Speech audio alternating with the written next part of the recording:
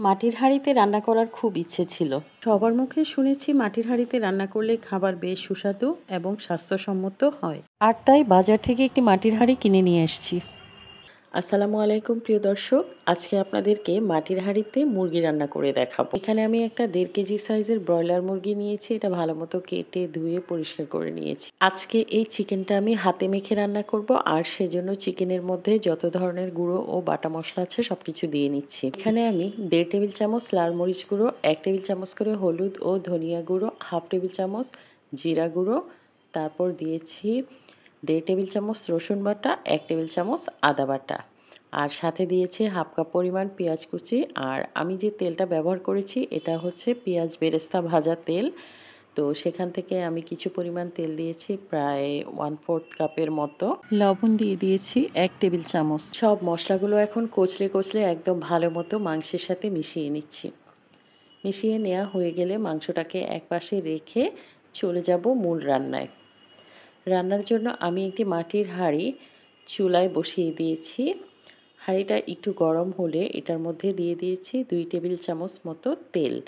তারপর কিছু গোটা গরম মশলা দিয়ে দিচ্ছি। এখানে আছে 2টো দারচিনি, 2টো তেজপাতা আর 2 থেকে 3টা এলাচ। এগুলোকে একটু ভেজে এখানে খুব সামান্য পরিমাণে আমি পেঁয়াজ কুচি দিয়ে দিয়েছি। পেঁয়াজ কুচি আর গরম মশলাটা আমি প্রায় 2 মিনিট মতো একটু নেড়েচেড়ে ভেজে নিচ্ছি।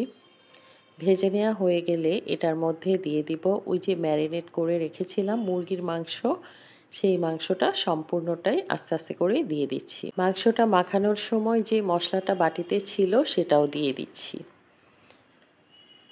তারপর একটু ভালো মতো মাংস নেড়ে চেড়ে মিশিয়ে নিচ্ছি। সব মশলাগুলো নেড়ে চেড়ে চিকেনের সাথে মেশানো হয়ে গেলে এখন এটাকে ঢাকনা দিয়ে ঢেকে রান্না করব প্রায় 10 মিনিটের মতো। আর এই সময়ের মধ্যে মশলা এবং চিকেন দুটাই ভালো মতো কষে নেওয়া হয়ে যাবে।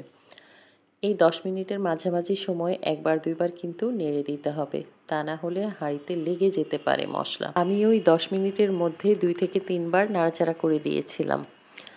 10 মিনিট পর মাংস থেকে বেশ অনেকটাই পানি বের হয়ে এসছে, আর এটাকে এখন আবার একটু নেড়েচেড়ে ঢাকনা দিয়ে ঢেকে আরও প্রায় 10 মিনিট মাঝারি আঁচে রান্না করে নিচ্ছি। 10 মিনিট পর আবার ঢাকনাটা খুলে একটু নেড়েচেড়ে দিচ্ছি। এখন মাংসটা মোটামুটি কষানো হয়ে গেছে। মাংসের মধ্যে এখন দিয়ে দিচ্ছি একটা টমেটো। টমেটোটা দিলে টেস্ট অনেক ভালো আসে। টমেটোটাকে আমি 4 টুকরো করে কেটে নিয়েছি। টমেটোটা দিয়ে আবার নেড়েচেড়ে আবার একটু ঢাকনা দিয়ে এবার প্রায় 5 মিনিটের মতো রান্না করে নিচ্ছি। মাটির হাঁড়িতে চিকেন রান্না করলে এত টেস্টি হয় এটা আমার আগে জানা ছিল না। তো আমি আজকে রান্না করে বুঝতে পেরেছি মাটির হাঁড়ির রান্না আসলেই ভীষণ মজা। তো যাই হোক, মাংসটা মোটামুটি সেদ্ধ হয়ে এসছে, আর আমি এখানে ঝোলের জন্য খুব সামান্য পরিমাণে গরম পানি দিয়েছি, সাথে কয়েকটা কাঁচামরিচ দিয়েছি। আমি আস্ত কাঁচামরিচ দিয়েছি, আপনারা ঝাল বেশি খেলে মাঝখানে কেটে দিতে পারেন। এখন ঢাকনা দিয়ে ঢেকে আমি মাংসটাকে হাই হিটে আরও প্রায় 3 থেকে 4 মিনিট রান্না করে নিয়েছি। তারপর এখানে দিয়ে দিয়েছি 1/2 চা চামচ গরম মশলার গুঁড়ো। এবার গরম মশলার গুঁড়োটাকে ভালো মতো নেড়েচেড়ে মাংসের সাথে মিশিয়ে নিয়েছি। দিয়ে দিচ্ছি ফ্রেশ ধনেপাতা কুচি। ধনেপাতা কুচিটা দিয়ে আমি আর 1 মিনিট মতো রান্না করে নিচ্ছি। ব্যাস, রান্না হয়ে গেছে।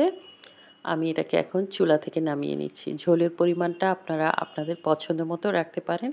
মাশাআল্লাহ, দেখেন এটা এত লোভনীয় হয়েছে, আর এটার রং এত সুন্দর হয়েছে। আসলেই মাটির হাঁড়িতে রান্না ভীষণ মজা হয়। এটা আমার আগে জানা ছিল না। তো আমি এই প্রথমবার মাটির হাঁড়িতে রান্না করেছি। এটা দেখতে যেমন লোভনীয় হয়েছে তেমনি খেতেও অনেক সুস্বাদু হয়েছে। প্রিয় দর্শক, আপনারাও কিন্তু একবার এভাবে রান্না করে খেয়ে দেখবেন, সত্যিই খুব ভালো লাগবে। আশা করি আমার আজকের রেসিপি আপনাদের ভালো লেগেছে। ভালো লেগে থাকলে রেসিপিটি শেয়ার করবেন। নতুন রেসিপি দেখার জন্য পেজ ফলো করবেন। সবাইকে অনেক ধন্যবাদ। সবাই অনেক ভালো থাকবেন। আল্লাহ হাফেজ।